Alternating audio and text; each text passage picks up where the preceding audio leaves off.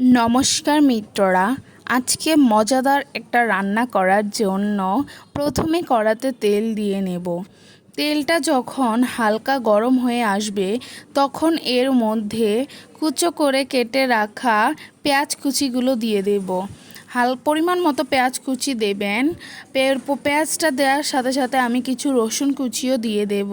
রসুন কুচি এবং পেঁয়াজ কুচিটাকে ভালোভাবে নেড়ে চেড়ে হালকা করে ভেজে নেব।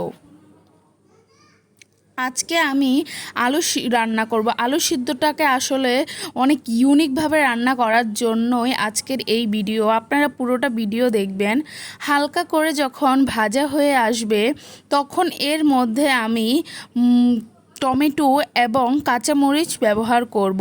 টমেটোটা অল্প করে দেবেন, না হলে খেতে টক টক লাগবে। আর কাঁচামরিচটা অবশ্যই আপনারা আপনাদের পরিমাণ অনুযায়ী দেবেন। এরপর লঙ্কা গুঁড়ো, হলুদ গুঁড়ো এবং পরিমাণ মতো লবণ দিয়ে দেব। যে যতটা ঝাল খান ঠিক ততটা পরিমাণই লঙ্কা গুঁড়ো দিবেন, না হলে খেতে বেশি ঝাল লাগবে, পরে ভালো লাগবে না।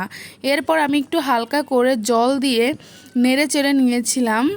হালকা করে জল দিলে হয় কি, টমেটোটা খুব তাড়াতাড়ি সিদ্ধ হয়ে যায় এবং সুন্দরও লাগে খেতে। দেখুন আমার এখানে জলটা পুরোপুরি শুকিয়ে গিয়েছে।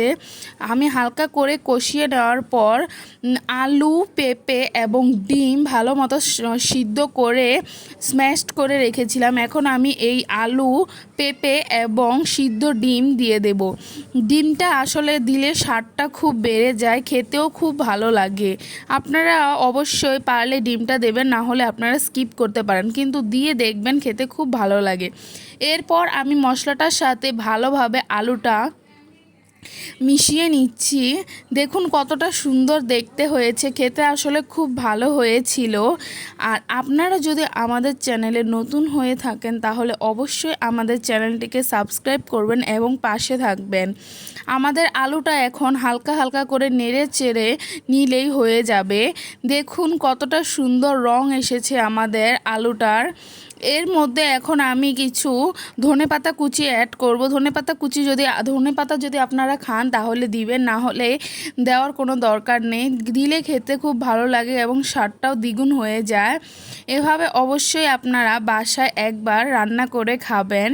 গরম ভাতের সাথে এমন আলু সিদ্ধ পেলে আর কি লাগে। আপনারা যদি এভাবে রান্না করেন তাহলে অবশ্যই আমাদেরকে এসে কমেন্ট করে জানাবেন। খেতে খুব ভালো হয়েছিল, দেখতেও দেখুন কতটা সুন্দর হয়েছে। আমরা তো জমিয়ে খেয়েছি, আপনারাও খাবেন এবং আমাদেরকে জানাবেন। টাটা।